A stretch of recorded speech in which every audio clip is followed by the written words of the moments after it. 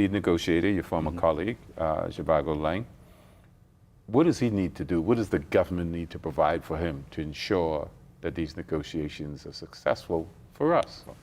We need, I think, and you can see them in the Chamber of Commerce report, we need to go through a number of those issues of how far is the government of the Bahamas, how far are the people of the Bahamas wanting to go in opening up our economy. And those are some issues with regard to competition law, investment in the Bahamas, persons coming to work here, persons coming to open business. So for instance, we had the Commercial Enterprise Bill, which we passed in Parliament some time ago, which identified industries that we do not have here. Okay. Recently in Parliament, we did the BH1 visa, which allows basically techie people to come here, set up a tech industry, which we hope will bring Bahamians into that area, will cause employment for persons renting properties, buying cars, and then we'll grow the industry into a national industry. And one of those visas was, and we're getting into immigration again, was about this 14-day window for people to come in. The only people who would be monitoring that would be immigration. The immigration officers at the airport. Yeah. Well, let's take, for instance, at the moment, the Office of the Prime Minister is negotiating the heads of agreement with, in Grand Bahama, with one of the big projects down there. Every time someone came in to get some information, they require a short-term visa. They say, why do I need to invest in the Bahamas? I'm coming over to do, and that's the type of person we're looking at. We're not, this doesn't cover taking jobs away from Bahamians, absolutely not. Yeah. And the same is parallel with WTO.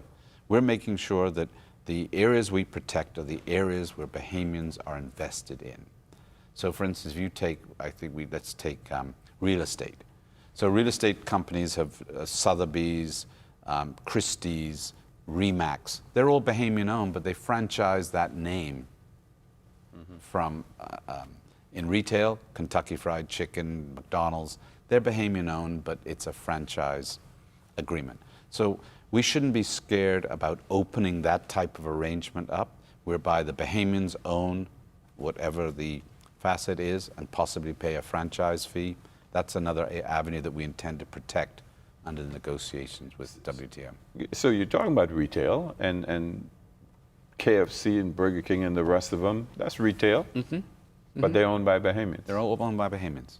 And then look at the other one. We've used duty systems, for instance. The government recently reduced duty on clothes. And they said to the retailers, the Bahamian retailers, if you don't bring the price down, we'll lift that duty requirement. So I'm told places like some of the clothes stores, you're getting those clothes at Miami prices. Yeah. You might not have the selection, that's a discussion for another day, but the prices are there. And that's always a concern when we go through tax reductions, that the stores reduce the prices of the goods that duty is reduced on. Because there's also nobody monitoring that either. Well, is there a most important thing that Bahamians need to know about what membership in the WTO will mean for the Bahamas?